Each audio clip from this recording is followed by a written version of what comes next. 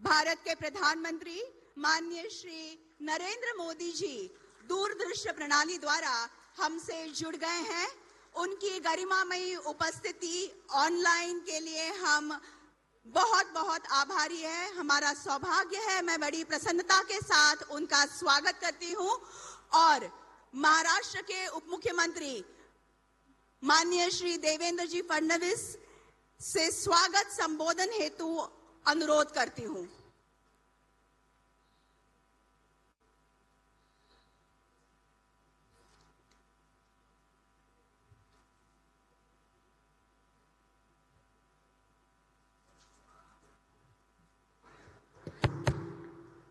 अखिल विश्व के सर्वाधिक लोकप्रिय नेता और हमारे भारत के यशस्वी प्रधानमंत्री आदरणीय श्री नरेंद्र मोदी जी का महाराष्ट्र की ओर से मैं बहुत बहुत स्वागत करता हूं। आज हमारे बीच उपस्थित केंद्रीय मंत्री आदरणीय नितिन गडकरी जी, आदरणीय जगत प्रकाश नड्डा जी, आदरणीय नायडू जी, मुरली मनोहर जी हमारे बीच तकनीकी कारणों से जुड़ नहीं पा रहे हैं। ऐसे हमारे महाराष्ट्र के मुख्यमंत्री आदरणीय एकनाथराव शिंदे जी, अजित पवार जी, राधाकृष्ण विखे पाटिल जी, हसन मुशर्रफ जी, यहां पर उपस्थित सभी महानुभाव और उपस्थित सभी बहनों और भाइयों, आज हम सबके लिए ये बहुत ही गौरवपूर्ण क्षण है कि जिन्होंने विकसित भारत का संकल्प हमको दिया, उस विकसित भारत की ओर आज हम लोग इस कार्यक्रम के माध्यम से अग्रसर हो रहे हैं। और प्रधानमंत्री जी ने जो सपना दिया, हर जिले में मेडिकल कॉलेज हो, आज एक ही दिन महाराष्ट्र में 10 मेडिकल कॉलेजेस की शुरुआत हो रही है। मैं ऐसा मानता हूं बहुत ही गौरव का क्षण है। जिस प्रकार से मेडिकल एजुकेशन का एक्सपेंशन आदरणीय प्रधानमंत्री जी के नेतृत्व में हुआ है, मैं ऐसा मानता हूं वो पूरे विश्व में अभूतपूर्व इस प्रकार का है। और आज इतने बड़े पैमाने पर डॉक्टर्स को तैयार करके अंतिम व्यक्ति तक स्वास्थ्य की सेवा को पहुंचाने का मिशन ये पूरा करने का काम हो रहा है और इसमें महाराष्ट्र भी आज बड़े पैमाने पर सहभागी है। इसका मुझे बहुत हर्ष है। इसके साथ साथ आदरणीय प्रधानमंत्री जी के हाथों से नागपुर के इस एयरपोर्ट का भूमि पूजन शिलान्यास हो रहा है। नागपुर जो भारत का मध्य बिंदु है, 0 माइल है, और यहां पर इस एयरपोर्ट के आने से मैं ऐसा मानता हूं पूरे मध्य भारत में रोजगार के अवसर तैयार होंगे, पूरे मध्य भारत में बड़े पैमाने पर इन्वेस्टमेंट आएंगी और विशेष रूप से नागपुर के कार्गो हब को एक बहुत बड़ी इसके कारण चालना मिलेगी। और इसलिए मैं आदरणीय प्रधानमंत्री जी का बहुत आभार व्यक्त करता हूं। साथ साथ पूरे देश में साईं भक्तों के लिए आज का दिन बहुत महत्वपूर्ण दिन है, क्योंकि शिरडी के हमारे जो एयरपोर्ट है उसकी नई टर्मिनल बिल्डिंग का भी शिलान्यास हो रहा है। 2017 में हमने एयरपोर्ट शुरू किया, लेकिन बहुत ही छोटा एयरपोर्ट था और तुरंत हमारे ध्यान में आया कि यहां पर इतनी ज्यादा फ्लाइट्स की डिमांड है और उसके कारण आज वहां पर विस्तारित इस प्रकार का एयरपोर्ट हो रहा है और नाइट लैंडिंग की फैसिलिटी भी वहां पर हुई है। मैं ऐसा मानता हूं आने वाले दिनों में देश के बिजिएस्ट एयरपोर्ट में हमारा शिरडी का एयरपोर्ट होगा और साईं बाबा का आशीर्वाद हमको मिलेगा। और मुझे सबसे बड़ी खुशी है कि आदरणीय प्रधानमंत्री जी इसका भी आज शिलान्यास कर रहे हैं। तो मैं ऐसा मानता हूं विकसित भारत की ओर ये जो कदम हमारे महाराष्ट्र ने हमारे मुख्यमंत्री एकनाथराव शिंदे जी के नेतृत्व में और आदरणीय प्रधानमंत्री जी के नेतृत्व में रखा है, इसके कारण निश्चित रूप से महाराष्ट्र अग्रसर होगा, महाराष्ट्र आगे जाएगा। इस कार्यक्रम के लिए प्रधानमंत्री जी आपने हमको समय दिया और इस कार्यक्रम को आप संपन्न कर रहे हैं, इसलिए मैं आपका बहुत बहुत आभार व्यक्त करता हूं और आपको निमंत्रित करता हूं कि आप कृपा कर इस कार्यक्रम को संबोधित करें और ये जो शिलान्यास है और मेडिकल कॉलेजेस की शुरुआत है इसको आप शुरू करें, ऐसा आपसे निवेदन करता हूं और अपने शब्दों को विराम देता हूं। जय हिंद, जय महाराष्ट्र। बहुत बहुत धन्यवाद माननीय उप मुख्यमंत्री महोदय जी।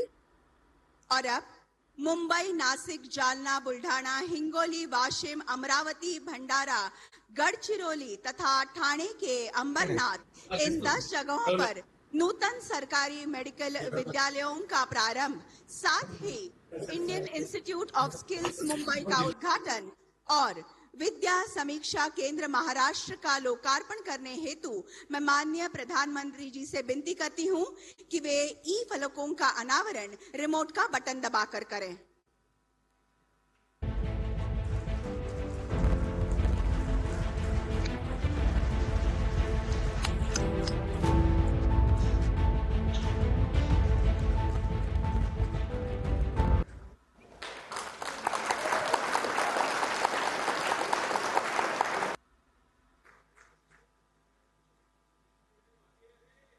और अब प्रस्तुत है इन परियोजनाओं की जानकारी देती हुई एक लघु फिल्म। मेडिकल एजुकेशन में सीटों की संख्या बढ़ाई जा रही है, वहीं इनमें एडमिशन से लेकर रेगुलेशन तक एक सीमलेस और ट्रांसपेरेंट व्यवस्था बनाई जा रही है। भारत, इस भारत का पिछले 10 सालों में नेतृत्व कर रहे हैं प्रधानमंत्री नरेंद्र मोदी। राष्ट्रीय शिक्षा नीति की प्राथमिकता है भारत के हर युवा को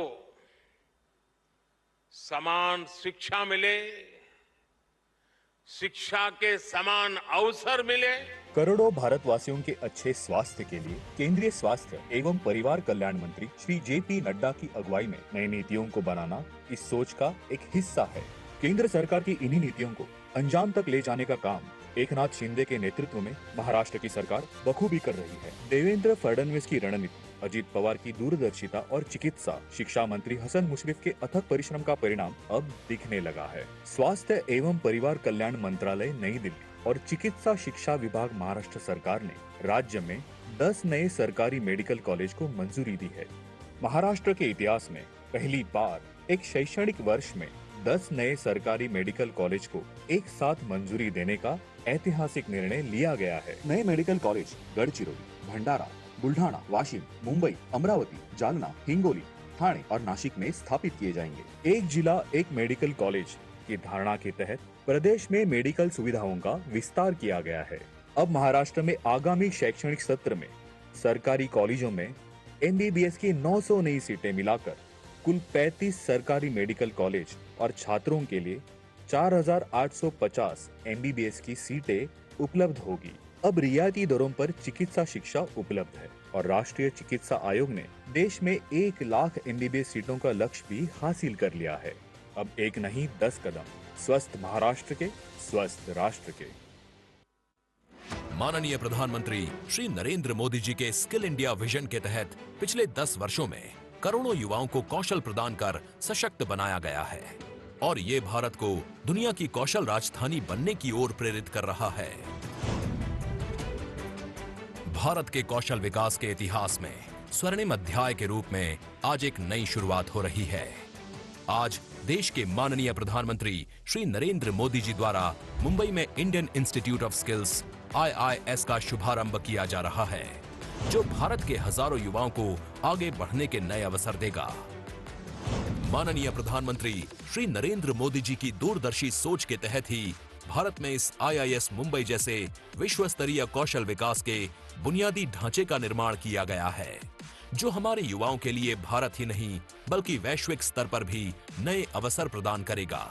Indian Institute of Skills IIS Mumbai कौशल विकास मंत्रालय और टाटा ट्रस्ट्स की साझेदारी में स्थापित हो रहा है, जिसका उद्देश्य युवाओं को इंडस्ट्री 4.0 और फ्यूचर ओरिएंटेड प्रशिक्षण देना है। ये सरकार और उद्योग की सफल साझेदारी का उत्कृष्ट उदाहरण है। जो स्किल इंडिया मिशन को नई दिशा देकर युवाओं को सशक्त बनाएगा। IIS मुंबई 4 एकड़ राष्ट्रीय कौशल प्रशिक्षण संस्थान NSTI के कैंपस में स्थित है और mechatronics, robotics, factory automation, CNC machining, robotic welding, electric वाहन और एडिटिव मैन्युफैक्चरिंग जैसे अन्य उभरते क्षेत्रों में प्रशिक्षण देगा। अपने प्रारंभिक चरण में 10 एडवांस लैब्स जो 15 से अधिक ग्लोबल और भारतीय OEMs के साथ साझेदारी में स्थापित की गई हैं, वास्तविक उद्योग उपकरणों का उपयोग करके प्रशिक्षण प्रदान करेंगी। भविष्य में संस्थान में हॉस्टल की सुविधाएं भी विकसित की जाएंगी। पूरी तरह विकसित परिसर के साथ संस्थान आने वाले 5 वर्षों तक प्रतिवर्ष 5000 से अधिक छात्रों को प्रशिक्षण देगा। IIS मुंबई देश में एक प्रमुख प्रशिक्षण संस्थान होगा जिसमें विश्व स्तरीय व्यावसायिक प्रशिक्षण सुविधाएं उपलब्ध कराई जा रही हैं। आज इस शुभ अवसर पर माननीय प्रधानमंत्री जी महाराष्ट्र के विद्या समीक्षा केंद्र को भी देश को समर्पित करेंगे। आज टेक्नोलॉजी प्लेटफॉर्म से कहीं अधिक भारत के विद्या समीक्षा केंद्र शिक्षा के क्षेत्र में प्रगति और अवसर के प्रतीक हैं। आज हमारे माननीय प्रधानमंत्री श्री नरेंद्र मोदी जी द्वारा इस पहल का अगला कदम रखते हुए हम नवाचार से प्रेरित शैक्षिक उत्कृष्टता के एक नए युग की ओर देख रहे हैं। उद्घाटित हो रहे महाराष्ट्र के विद्या समीक्षा केंद्र में आपका स्वागत है। और अब डॉक्टर बाबा साहेब आम्बेडकर अंतर्राष्ट्रीय हवाई अड्डा नागपुर का आधुनिकीकरण तथा विस्तारीकरण, साथ ही शिरडी अंतर्राष्ट्रीय हवाई अड्डे की नई टर्मिनल बिल्डिंग का भूमि पूजन करने हेतु मैं माननीय प्रधानमंत्री जी से विनती करती हूं कि वे ई फलकों का अनावरण रिमोट का बटन दबाकर करें।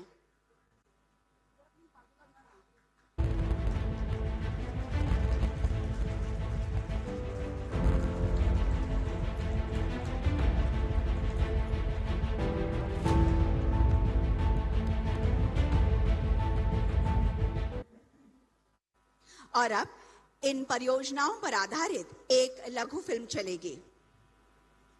माननीय नरेंद्र मोदी जी के नेतृत्व में भारत के विमानन उद्योग ने पिछले 10 वर्षों में महत्वपूर्ण वृद्धि का अनुभव किया है। देश में परिचालन हवाई अड्डों की संख्या 2014 में 74 से दोगुनी होकर 2024 में 157 हो गई है और लक्ष्य 2047 तक इस संख्या को 350 से 400 तक बढ़ाने का है। भारत के विकास पुरुष माननीय नरेंद्र मोदी जी ने महाराष्ट्र को कई विकास कामों की सौगात दी है। महाराष्ट्र वो राज्य है जिसकी विकसित भारत के निर्माण में बहुत बड़ी भूमिका है। महाराष्ट्र के माननीय मुख्यमंत्री श्री एकनाथ शिंदे जी, माननीय उप मुख्यमंत्री श्री देवेंद्र फडणवीस जी, माननीय उप मुख्यमंत्री श्री अजित पवार जी की अगुवाई में कार्यशील महाराष्ट्र सरकार ने राज्य के हवाई क्षेत्र के सुधार के लिए विभिन्न परियोजनाओं को संकल्पित किया है। इसी के तहत डॉक्टर बाबा साहेब आम्बेडकर अंतर्राष्ट्रीय हवाई अड्डा नागपुर के टर्मिनल इमारत एवं विविध कार्यों का भूमि पूजन। इस परियोजना से नागपुर हवाई अड्डा एक विश्व स्तरीय विमानन केंद्र में बदलने के लिए तैयार है। उक्त परियोजना की अनुमानित लागत 7,000 करोड़ है, जिसे 4 चरणों में पूरा किया जाएगा। प्रथम चरण के विस्तार में नागपुर हवाई अड्डे की यात्री क्षमता को 4 मिलियन तक बढ़ाया जाएगा। भविष्य में इसे 30 मिलियन यात्रियों की क्षमता तक बढ़ाने की योजना है और कार्गो हैंडलिंग क्षमता को वर्तमान स्तर से 4 गुना बढ़ाकर 20,000 टन तक बढ़ाने की योजना है। इस योजना से नागपुर की अंतर्राष्ट्रीय हवाई सेवा बेहतर होगी, जिससे विदर्भ क्षेत्र के एग्रो उत्पाद का जलद गति से निर्यात हो पाएगा और पर्यटन, व्यापार और रोजगार के नए अवसर पैदा होंगे। शिरडी अंतर्राष्ट्रीय हवाई अड्डा नई एकीकृत टर्मिनल इमारत भूमि पूजन। हवाई मार्ग से शिरडी में आने वाले पर्यटकों की संख्या को देखते हुए शिरडी हवाई अड्डा विकसित करने के लिए MADC द्वारा नए टर्मिनल इमारत विकसन की योजना प्रस्तुत है। कुल 645 करोड़ की लागत से बनने वाली न्यू इंटीग्रेटेड टर्मिनल बिल्डिंग का कुल क्षेत्र 54,000 स्क्वायर मीटर होगा। इस परियोजना से देश विदेश से आने वाले यात्रियों को अंतर्राष्ट्रीय मानक सुविधाओं के साथ सुखद यात्रा का अनुभव मिलेगा। शिरडी में धार्मिक पर्यटन को बढ़ावा मिलेगा और स्थानीय लोगों के रोजगार निर्माण में वृद्धि होगी। इन परियोजनाओं से हवाई क्षेत्र के उत्थान के साथ विकास की ऊंची उड़ान भरने के लिए महाराष्ट्र राज्य तैयार है। बेहद पेशकीमती मूल्य की सौगात आज माननीय प्रधानमंत्री महोदय जी ने हमें दी। हम उनके प्रति आभार प्रकट करते हैं और अब महाराष्ट्र के मुख्यमंत्री माननीय श्री एकनाथराव शिंदे जी हमें माणगाव रायगढ़ से संबोधित करेंगे। नमस्कार। आजच्या विमानतळ आणि मेडिकल कॉलेजच्या लोकार्पण भूमिपूजन प्रसंगी उपस्थित देशाचे लोकप्रिय आणि यशस्वी आज जिनकी लोकप्रियता आसमान को छू रही है, ऐसे हमारे आदरणीय प्रधानमंत्री नरेंद्र मोदी जी का मैं महाराष्ट्र की जनता की ओर से हृदय से स्वागत करता हूं, उनका अभिनंदन करता हूं। आज उपस्थित राज्यपाल सीपी राधाकृष्णन जी है, केंद्रीय मंत्री गडकरी जी है, वाहतूक मंत्री नायडू जी है, हमारे उप मुख्यमंत्री देवेंद्र जी है, अजीत दादा जी है, सभी अन्य हमारे मंत्रीगण, सांसद और विधायक, सभी लोगों को मैं शुभकामनाएं देता हूं। और सबसे पहले हरियाणा में मिली शानदार जीत के लिए मोदी जी का मैं बहुत बहुत अभिनंदन करता हूं। सचमुच जीत हो तो ऐसी हो। एग्जिट पोल के आंकड़े देखकर कांग्रेस के लोग जलेबी बांटने लगे थे, उनके मन में लड्डू फूट रहे थे, लेकिन आखिरकार उनके अहंकार का गुब्बारा हरियाणा की जनता और मोदी जी ने फोड़ दिया। इसलिए मैं फिर एक बार धन्यवाद देता हूं। मोदी जी भारत के मन की बात जानते हैं। मोदी जी भारत के जनमन में समाये हुए हैं। जब भी विकास की बात होती है तो बस मोदी जी की बात होती है और मोदी जी की याद आती है। आज नागपुर में स्थित doctor Baba Saheb Ambedkar international airport और शिरडी एयरपोर्ट के इंटीग्रेटेड टर्मिनल का भूमि पूजन आदरणीय मोदी जी के कर कमलों से हो रहा है। महाराष्ट्र के विभिन्न जिलों में स्थित गवर्नमेंट मेडिकल कॉलेज का भी उद्घाटन हो रहा है। महाराष्ट्र मेडिकल शिक्षा में अव्वल स्टेट बनते जा रहा है। इस उपलब्धि के लिए मैं केंद्र सरकार को, आदरणीय मोदी जी को बहुत बहुत धन्यवाद देता हूं। सबका साथ सबका विश्वास, इसी मंत्र के साथ मोदी जी ने काम शुरू किया। हमारे लिए यह मंत्र एक मार्गदर्शक दीप स्तंभ की तरह है। मोदी जी का साथ, मोदी जी का विश्वास, ये हमारी सफलता का मंत्र है। महाराष्ट्र में विकास का यह पर्व लाने के लिए हमें उन्होंने हमेशा सहयोग दिया है, हमारा मार्गदर्शन किया है। नागपूरच्या महामानव डॉक्टर बाबासाहेब आंबेडकर इंटरनॅशनल एअरपोर्टवर लवकरच 100 विमानांची व्यवस्था होणार आहे आणि दरवर्षी 14 लाख प्रवासी प्रवास करणार आहेत। 9 लाख मेट्रिक टनाची माल वाहतूक शक्य होणार आहे।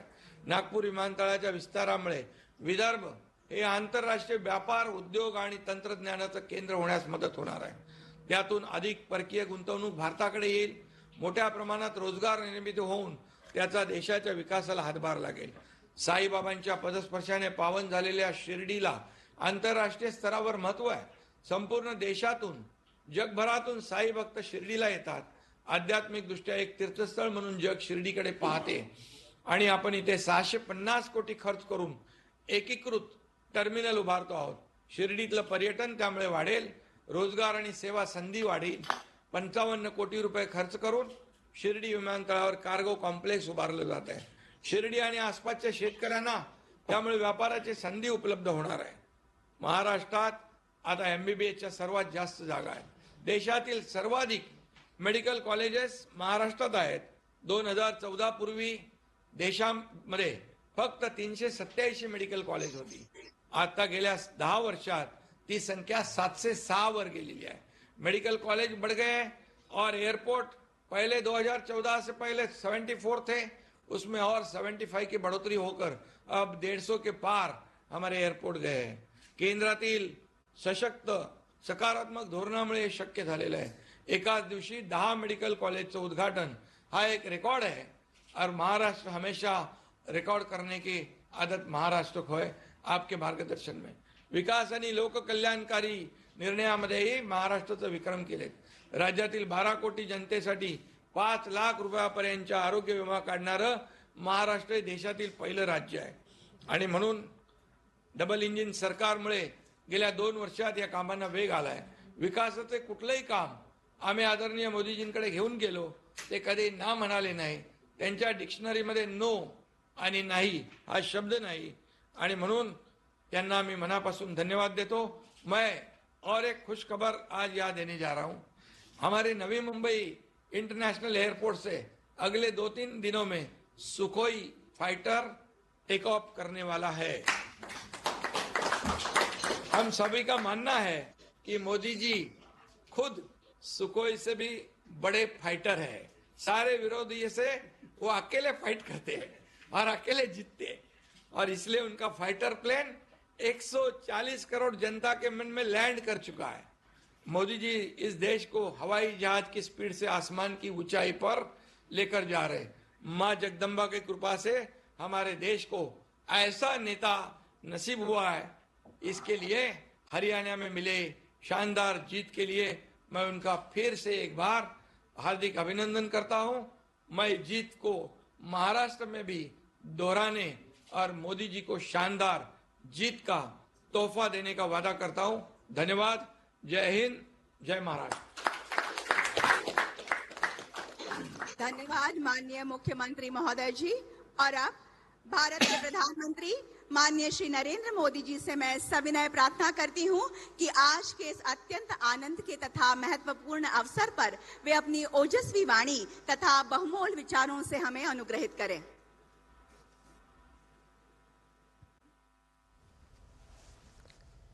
नमस्कार.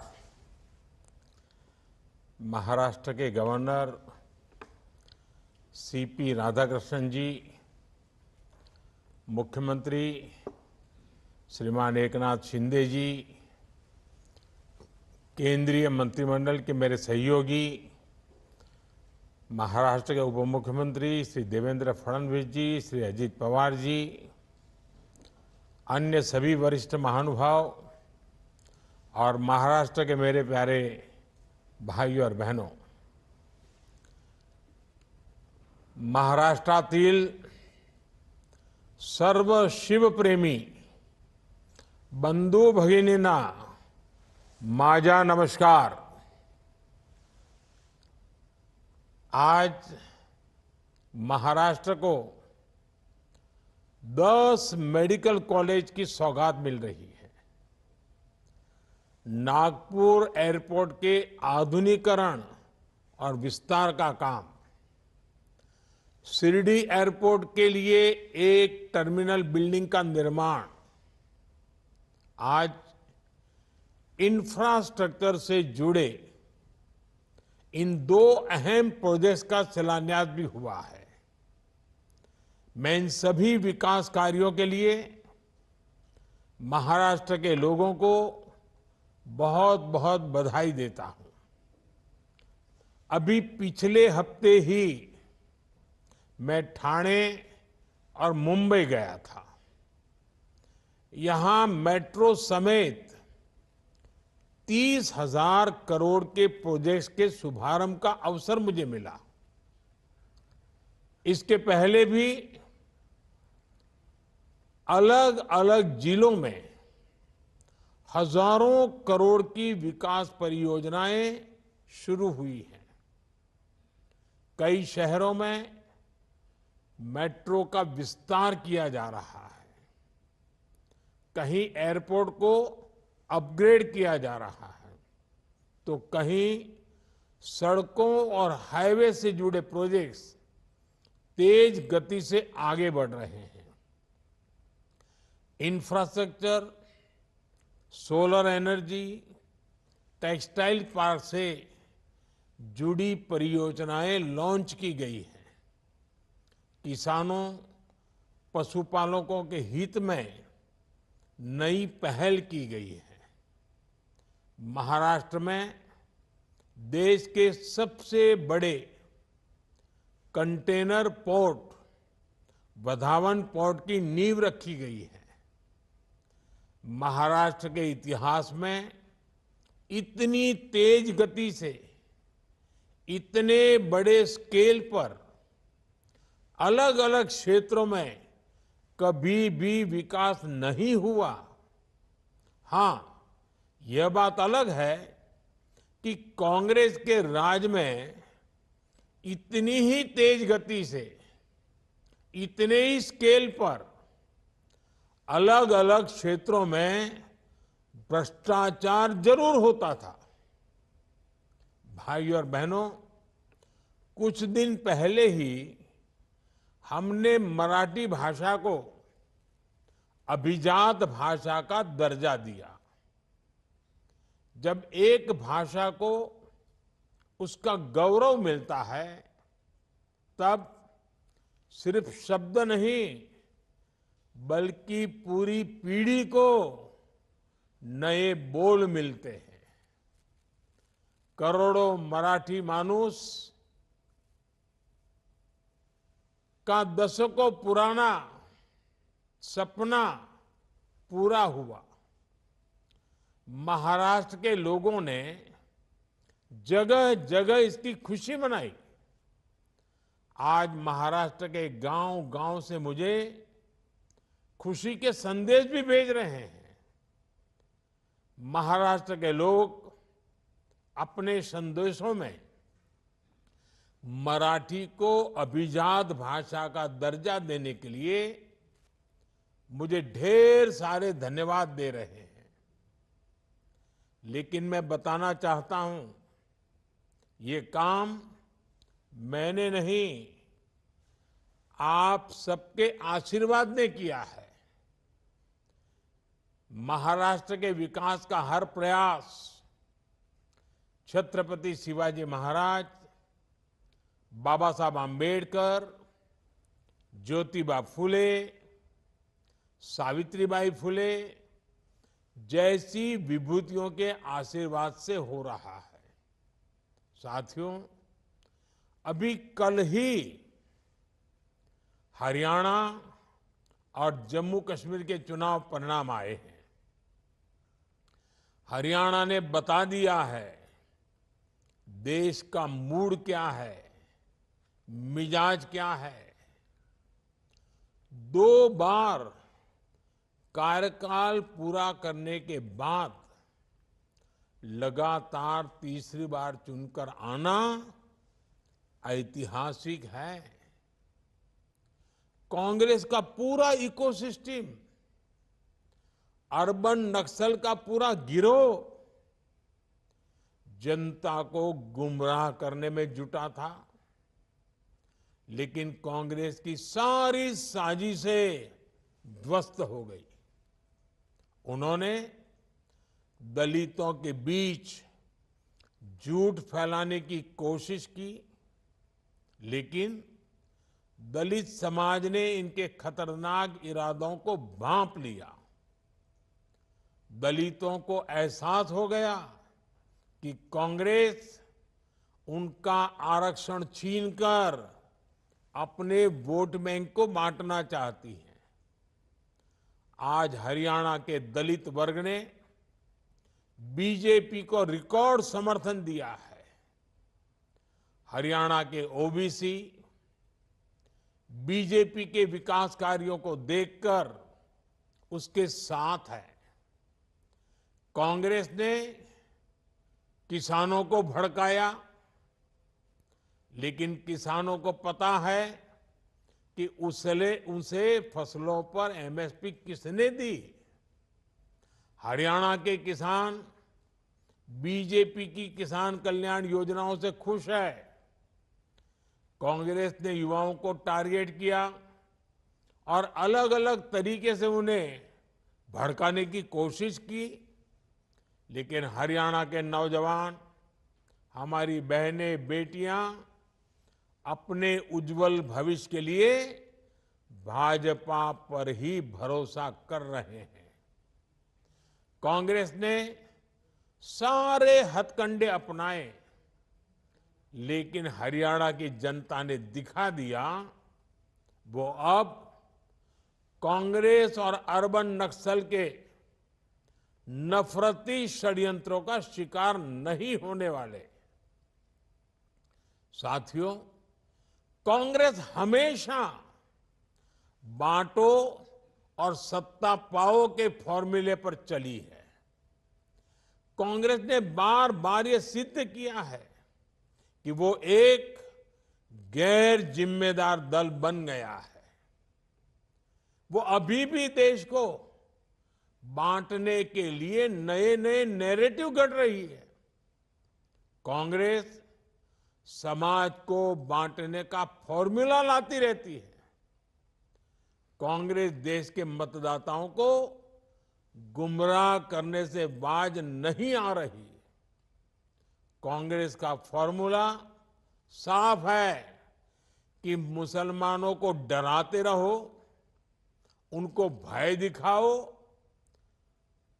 उनको वोट बैंक के कन्वर्ट करो और वोट बैंक को मजबूत करो। कांग्रेस के एक भी नेता ने आज तक कभी नहीं कहा कि हमारे मुस्लिम भाई बहनों में कितनी जातियां होती हैं। मुस्लिम जातियों की बात आते ही कांग्रेस के नेता पर मुंह पर ताला लगाकर बैठ जाते हैं। लेकिन जब भी हिंदू समाज की बात आती है तो कांग्रेस उनकी चर्चा जाति से ही शुरू करती है। कांग्रेस की नीति है हिंदुओं की एक जाति को दूसरी जाति से लड़ाओ। कांग्रेस जानती है कि जितना हिंदू बटेगा उतना ही उसका फायदा होगा। कांग्रेस किसी भी तरीके से हिंदू समाज में आग लगाए रखना चाहती है ताकि वो उस पर राजनीतिक रोटियां सेकती रहें। भारत में जहां भी चुनाव होते हैं वहां कांग्रेस यही फॉर्मूला लागू करती है।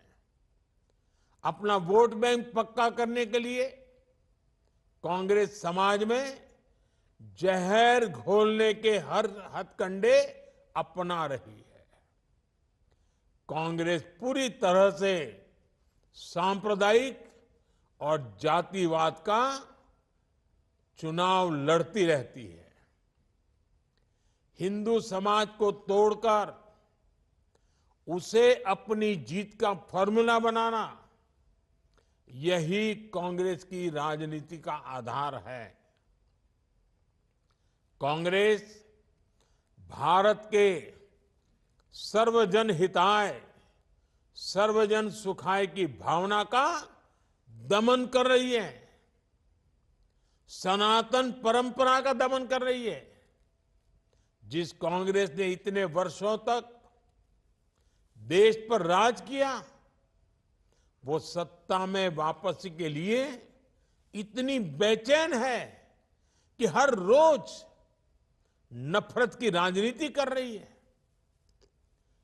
कांग्रेस की पुरानी पीढ़ी के नेता भी बेबस है, असहाय है कि उनकी इस पार्टी की क्या स्थिति हो गई है। कांग्रेस की ये स्थिति होने वाली है। कांग्रेस नफरत फैलाने की सबसे बड़ी फैक्ट्री बनने वाली है। ये गांधी जी ने आजादी के बाद ही समझ लिया था। इसलिए ही गांधी जी ने कहा था कि कांग्रेस को खत्म कर देना चाहिए। कांग्रेस खुद खत्म नहीं हुई, लेकिन आज देश को खत्म करने पर तुली हुई है। इसलिए हमें सावधान रहना है, सतर्क रहना है।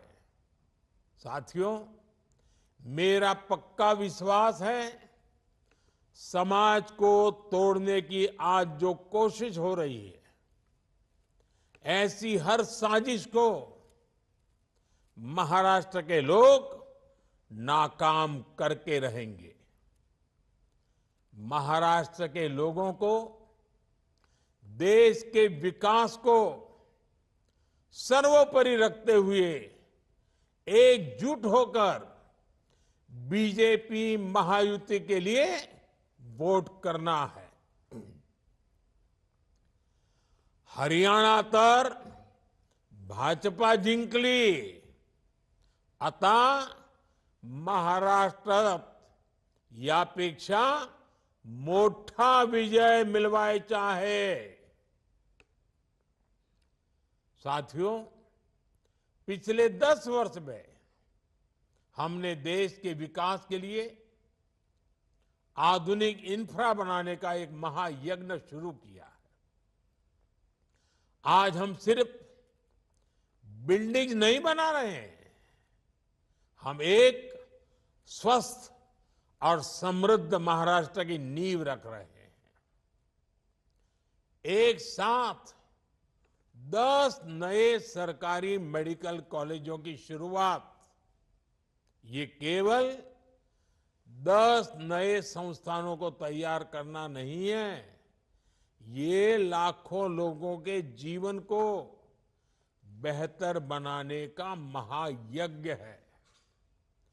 ठाणे, अंबरनाथ, मुंबई, नासिक, जालना, बुल्ढाणा, हिंगोली, वाशिम, अमरावती, भंडारा और गढ़चिरौली, ये मेडिकल कॉलेज इन सभी जिलों में और आसपास के क्षेत्रों में लाखों परिवारों की सेवा का केंद्र बनेंगे. इनके चलते महाराष्ट्र में 900 मेडिकल सीटें बढ़ रही है. अब महाराष्ट्र में मेडिकल सीटों की संख्या लगभग 6000 हो जाएगी. इस बार लाल किले से देश ने संकल्प लिया है कि मिडिल क्लास में मेडिकल लाइन में 75,000 नई सीटें जोड़ी जाएगी. आज का ये आयोजन इसी दिशा में भी बड़ा कदम है. साथियों, हमने मेडिकल शिक्षा को सुलभ बनाया है. इससे महाराष्ट्र के युवाओं के लिए नए अवसरों के दरवाजे खुल गए हैं.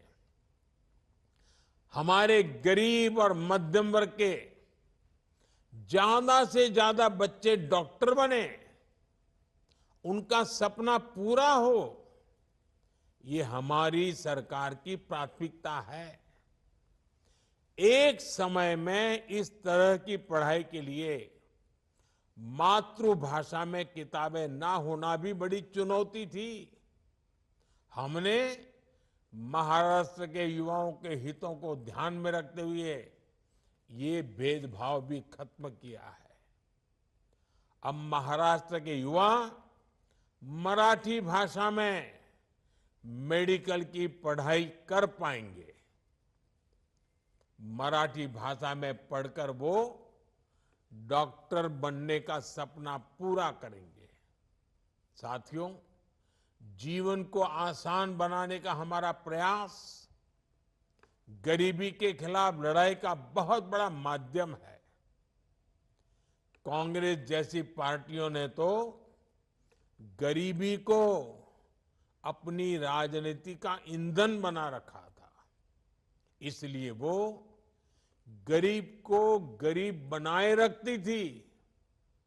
लेकिन हमारी सरकार ने एक दशक के भीतर भीतर 25 करोड़ लोगों को गरीबी से निकाला है. और देश में स्वास्थ्य सेवाओं का कायाकल्प इसका एक बड़ा आधार बना है. आज हर गरीब के पास मुफ्त इलाज के लिए आयुष्मान कार्ड है. अब सभी देशवासियों में जो भी 70 के ऊपर के हैं, अब 70 साल की उम्र के बुजुर्गों को भी मुफ्त इलाज मिल रहा है. जन औषधि केंद्रों पर बेहद कम कीमत पर जरूरी दवाइयां मिल रही है.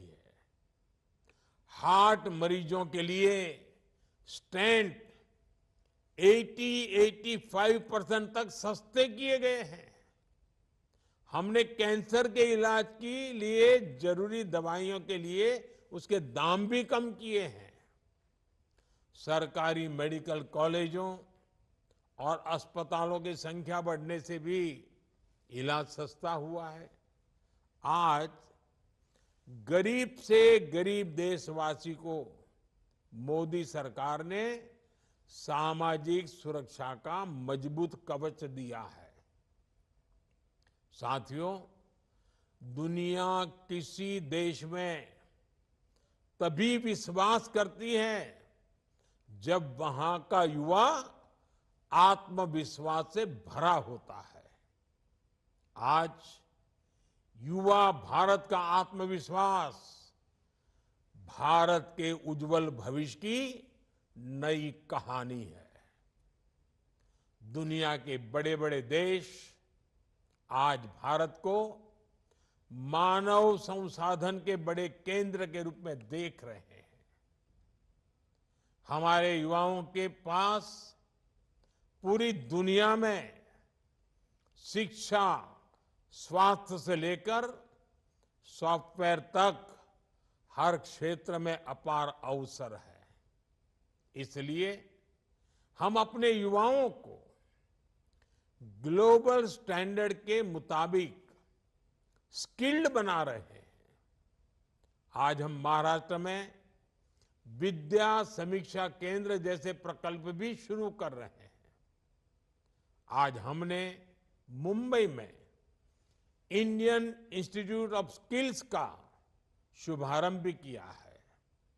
इसमें युवाओं को फ्यूचर ओरिएंटेड ट्रेनिंग मिलेगी। उनके टैलेंट को बाजार की डिमांड के मुताबिक आगे बढ़ाया जाएगा। हमारी सरकार ने युवाओं को पेड इंटर्नशिप देने की शुरुआत भी की है। भारत के इतिहास में पहली बार इस तरह की पहल हुई है। अब युवाओं को 5,000 रुपये इंटर्नशिप के तौर पर मिलेंगे। मुझे खुशी है कि हजारों कंपनियां इस अभियान में जुड़ने के लिए युवाओं को इंटर्नशिप में मदद करने के लिए रजिस्ट्रेशन करा रही है। इस पहल से युवाओं की नींव मजबूत होगी, उनको नया अनुभव मिलेगा और उनके लिए नए अवसरों की राह आसान होगी। भाइयों और बहनों, युवाओं को लेकर भारत जो प्रयास कर रहा है उसके परिणाम भी लगातार सामने आ रहे हैं। आज हमारे एजुकेशन इंस्टीट्यूट्स दुनिया के टॉप इंस्टीट्यूट्स की बराबरी कर रहे हैं। अभी कल ही वर्ल्ड यूनिवर्सिटी रैंकिंग आई है। इस रैंकिंग के अनुसार भारत में युवाओं के लिए उच्च शिक्षा की रिसर्च की क्वालिटी बदल रही है। साथियों, आज पूरी दुनिया की नजर भारत पर है। भारत दुनिया की 5वीं सबसे बड़ी अर्थव्यवस्था बन चुका है। अब ग्लोबल इकोनॉमी का फ्यूचर भारत से जुड़ा हुआ है। भारत की ये आर्थिक प्रगति नए अवसरों को लेकर आ रही है। ऐसे क्षेत्र जिनकी दशकों तक कांग्रेस ने उपेक्षा की, आज वो क्षेत्र भी असीम अवसरों का स्रोत बन रही है। जैसे टूरिज्म का उदाहरण है। महाराष्ट्र के पास कितनी अमूल्य विरासत है। महाराष्ट्र में कितने सुंदर प्राकृतिक स्थल है, आध्यात्मिक केंद्र है। इनके इर्द गिर्द हजारों लाखों करोड़ की इकोनॉमी विकसित हो सकती थी, लेकिन इन अवसरों का वैसे उपयोग नहीं हुआ जैसा होना चाहिए था। कांग्रेस को न विकास से मतलब था, न विरासत से मतलब था।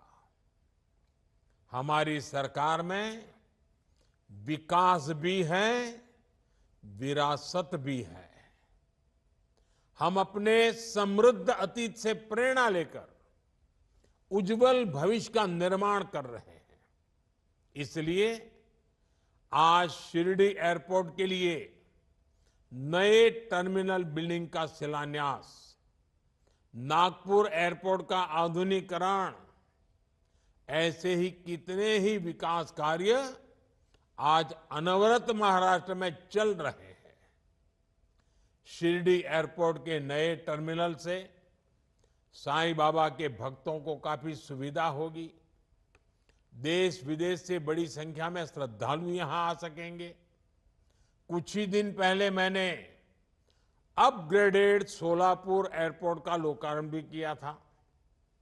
जब श्रद्धालु एक जगह आएंगे, शनि शिंगणापुर, तुलजा भवानी, कैलाश मंदिर जैसे आसपास के दूसरे स्थानों पर भी जरूर जाएंगे। इससे महाराष्ट्र की पर्यटन इकोनॉमी को बूस्ट मिलेगा, रोजगार के अवसर बढ़ेंगे।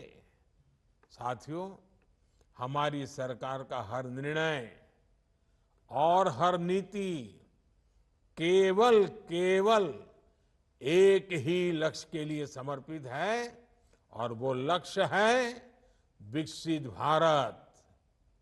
और इसके लिए हमारा विजन है गरीब, किसान, युवा और महिलाओं का कल्याण। इसलिए विकास का हर प्रोजेक्ट गांव, गरीब, मजदूर, किसान के लिए समर्पित होता है। शिरडी एयरपोर्ट में जो अलग अलग कार्गो कॉम्प्लेक्स बना रहे हैं, वो किसानों की बहुत बड़ी मदद करेगा। इस कॉम्प्लेक्स के द्वारा विभिन्न प्रकार के कृषि उत्पादों को देश और विदेश में भेजा जाएगा। इसका फायदा शिरडी, लासलगांव, अहिल्यानगर और नासिक के किसानों को होने वाला है। ये किसान प्याज, अंगूर, सहजन, अमरूद और अनार जैसे उत्पादों को बड़े बाजार तक आसानी से पहुंचा सकेंगे। भाइयों और बहनों, हमारी सरकार किसानों के हित में लगातार जरूरी कदम उठा रही है।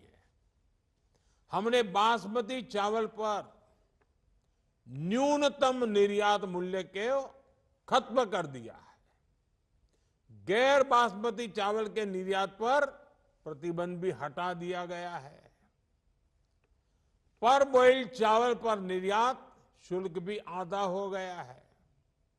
महाराष्ट्र के किसानों का मुनाफा बढ़े, इसके लिए सरकार ने प्याज पर लगने वाले एक्सपोर्ट टैक्स को भी आधा कर दिया है। हमने खाद्य तेलों के आयात पर 20% टैक्स लगाने का फैसला किया है। रिफाइंड सोयाबीन, सूरजमुखी और पाम ऑयल पर कस्टम शुल्क को भी काफी बढ़ाया गया है। इसका लाभ किसे होगा? हमारे देश के किसानों को होगा। उन्हें सरसों, सोयाबीन और सूरजमुखी जैसी फसलों की ज्यादा कीमत मिलेगी। आज सरकार टेक्सटाइल इंडस्ट्री को जिस तरह सपोर्ट कर रही है, उससे महाराष्ट्र के कपास किसानों को भी बहुत फायदा होगा। साथियों, आपको एक बात हमेशा याद रखनी है, महाअघाड़ी महाराष्ट्र को कमजोर करके सत्ता पाना चाहती है, जबकि महायुति का संकल्प महाराष्ट्र को मजबूत बनाने का है। मुझे खुशी है कि आज महाराष्ट्र एक बार फिर देश की प्रगति को नेतृत्व देने के लिए आगे बढ़ रहा है। मैं एक बार फिर महाराष्ट्र के लोगों को इन सभी विकास कार्यों के लिए बहुत बहुत बधाई देता हूं। बहुत बहुत धन्यवाद। First Post decodes the U.S. election, explains how America chooses its president. Your primer on the race to the White House. Everything you need to know about how America votes and its global implications. U.S. Election Explained. Every Monday and Thursday only on First Post.